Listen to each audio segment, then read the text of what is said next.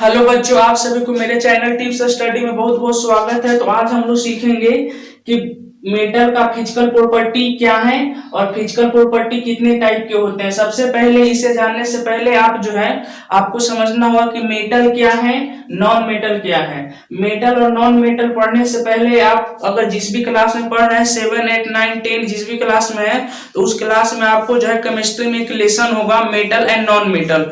उसमें मेटल और non metal को समझने से पहले आपको समझना पड़ेगा कि एलिमेंट किसको कहते हैं और एलिमेंट क्या है। अगर आप अपने घर में या कहीं भी बुक में पीरियोडिक टेबल देखे होंगे तो पीरियोडिक टेबल में जो है टोटल 118 यानी 118 को जो है वह एलिमेंट होते हैं। 118 एलिमेंट में जो है वह 92 वैसे एलिमेंट है जो प्राकृतिक में स्वतंत्र रूप से पाए जाते हैं।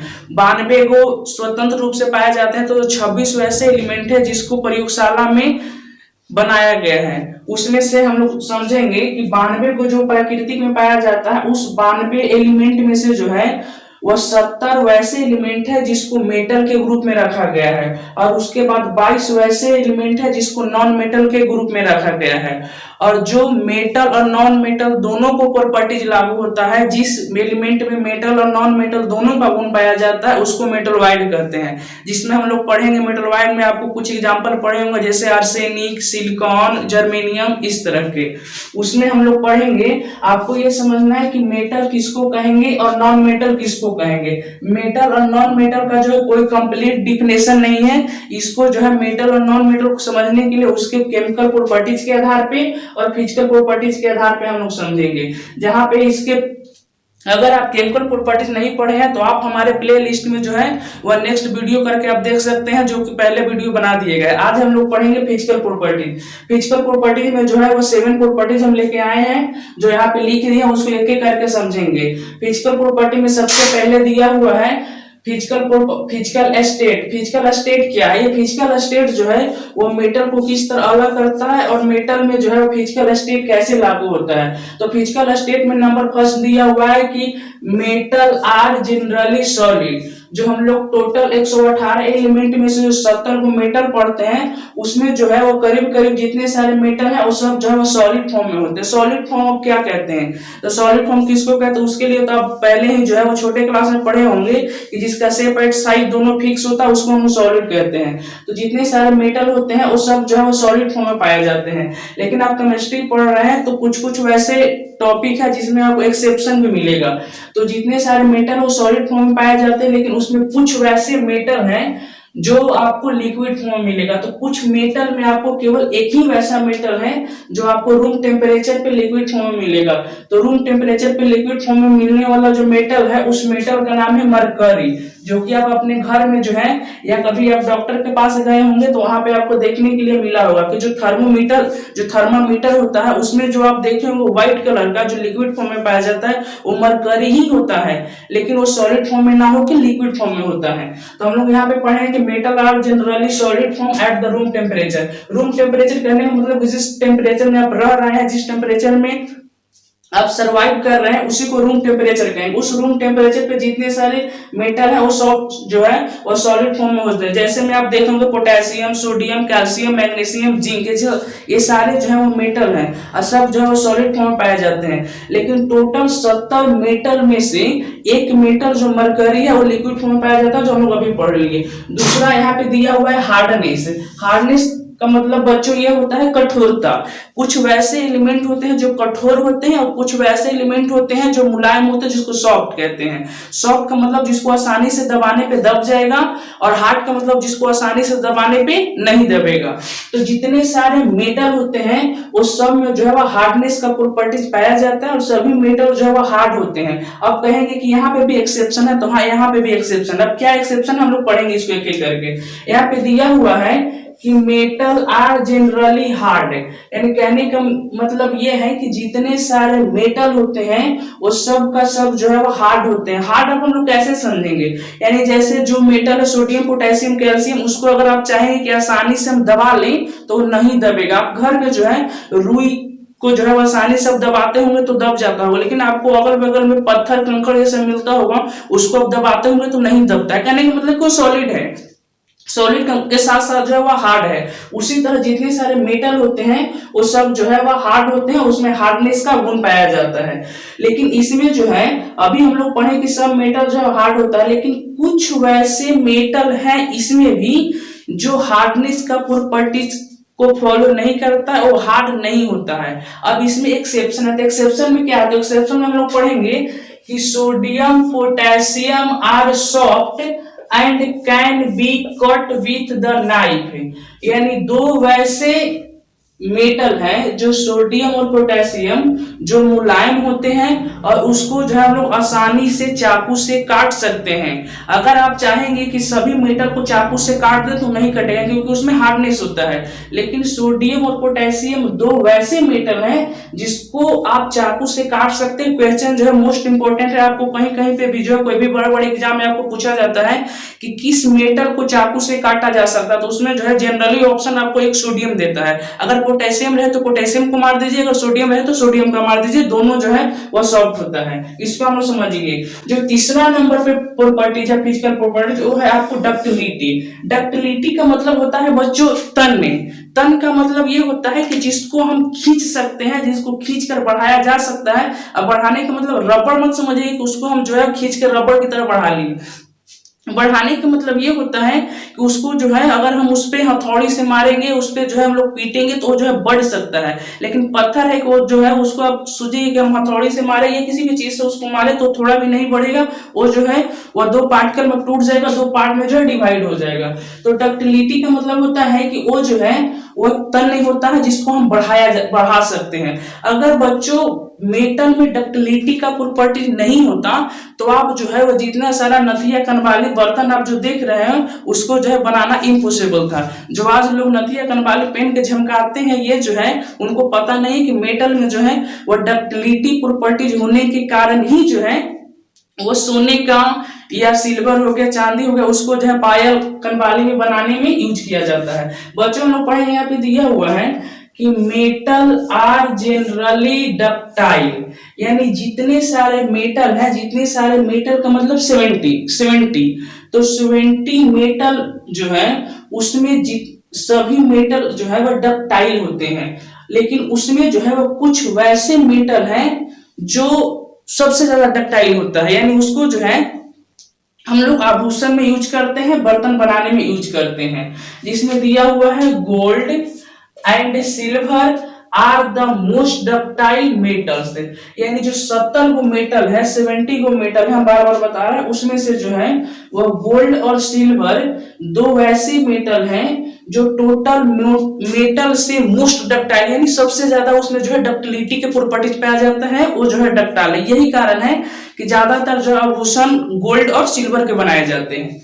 उसके बाद यहाँ पे दिया हुआ है लस्टर। लस्टर का मतलब होता है बच्चों चमक। चमक जो है आप बहुत जगह पे देखे होंगे, ऊपर से सनलाइट आता है वो भी जो है चमकता है। आप बाहर जो है वो औरत को लिपस्टिक लगाते हुए देखे होंगे, जो बाहर से उठ कैसा भी लेकिन लिपस्टिक लगा लेते हैं तो जो बड़ा चमकता है। लेकिन वो चमक जो है सनलाइट का चमक, लिपस्टिक का चमक या अन्य किसी का चमक को जो है हम लोग यहाँ पे नहीं पढ़ेंगे। यहाँ पे चमक पढ़ेंगे कि मेटल में जो है कुछ वैसे चमक होते हैं जो परमानेंट रहता है, उसको जो है वो हटाया नहीं जा सकता। अगर ओठ में लिपस्टिक लगाने के बाद उसकी चमक जो है वो कुछ समय के बाद होता है बच्चों।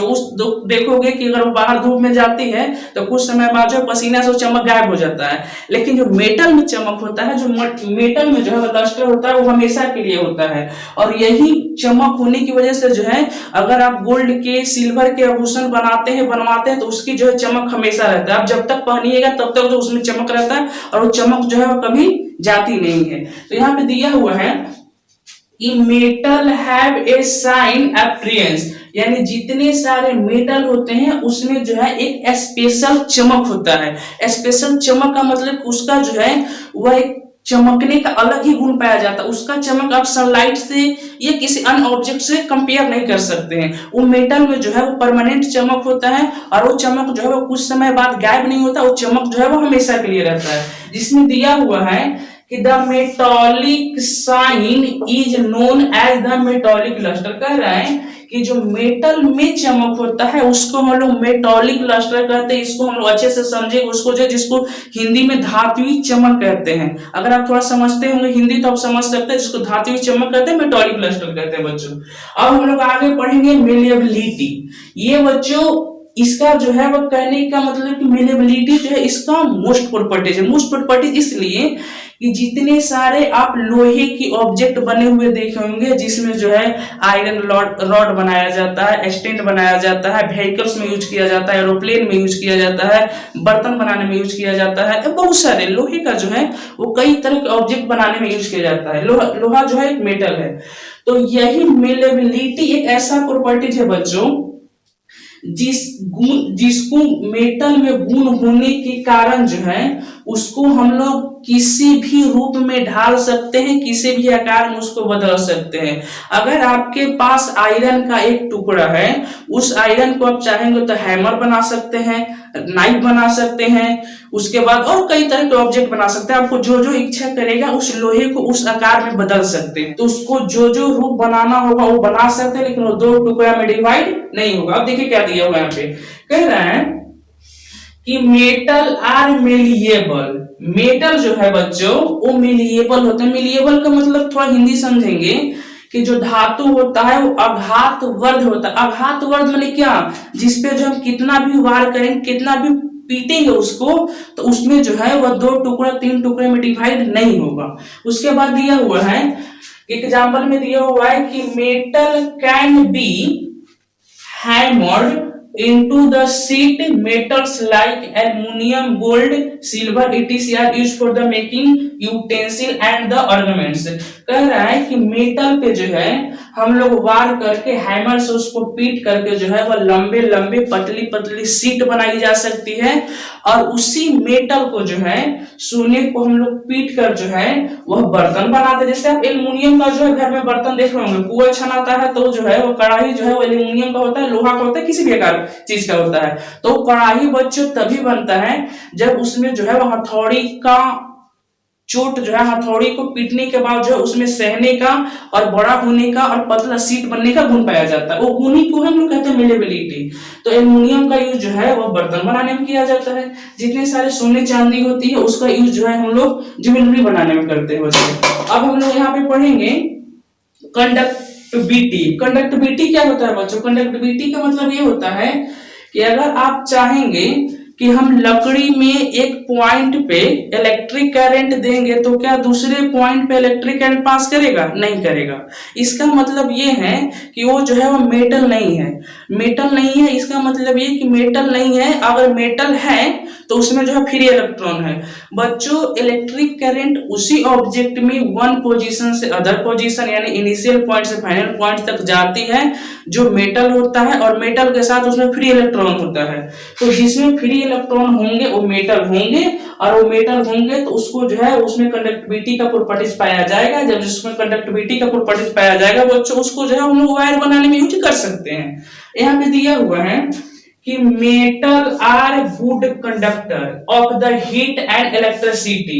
बच्चों हीट एंड इलेक्ट्रिसिटी का गुड कंडक्टर कहने का मतलब यहाँ पे क्या है? कहने का मतलब ये है कि अगर आप किसी मेटल से बने ऑब्जेक्ट को एक सिरे को आप गर्म करेंगे तो दूसरा सिरा जो है वह ऑटोमेटिक गर्म हो जाता है। बच्चों अगर आप घर में खाना बनते हुए देखे होंगे या अगर आप बैचलर लाइफ में होंगे और खाना बनाए होंगे तो उसमें देखे होंगे कि किसी भी खाना बनाने वाले बर्तन को जो है वह एक सिरा अगर हीट के संपर्क में है तो दूसरा सिरा जो है वो ऑटोमेटिक गर्म हो जाता है। इसका रीजन क्या है कि उस पे जो एक पॉइंट पे हीट जा रहा है वहां से इलेक्ट्रॉन जो है वह पूरे उसके कंडक्टर में जो है पूरे चालक में जो है वह एक पॉइंट से दूसरे पॉइंट पे जो है वो आसानी से चला जाता है, जिसके कारण उसका पूरा का पूरा जो है वो ऑब्जेक्ट गर्म हो जाता है। और उसी के साथ हम एक पॉइंट पे जो है उसमें अगर इलेक्ट्रिक करंट देते हैं उस पे जो है वह इलेक्ट्रिक करंट यानी विद्युत को जो है हम लोग संपर्क में लाते हैं तो पूरा सिरा जो है वह एक गुड कंडक्टर काम करता है। पूरा ऑब्जेक्ट जो है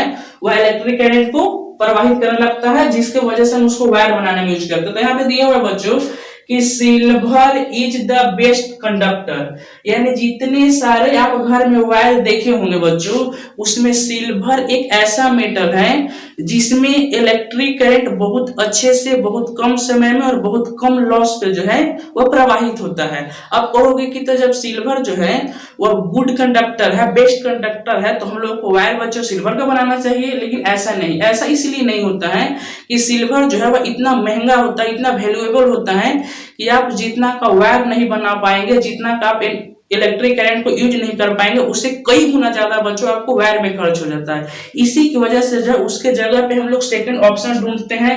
वायर को बनाने के लिए हम लोग कॉपर का यूज करते हैं, एल्युमिनियम का यूज करते हैं। अगर हमें वायर बहुत लंबे डिस्टेंस तक ले जानी है, हमें इलेक्ट्रिक करंट को बहुत दूर तक पहुंचाना है बच्चों, तो उसमें हम लोग ज्यादातर कॉपर का यूज नहीं करते, एल्युमिनियम का यूज करते हैं।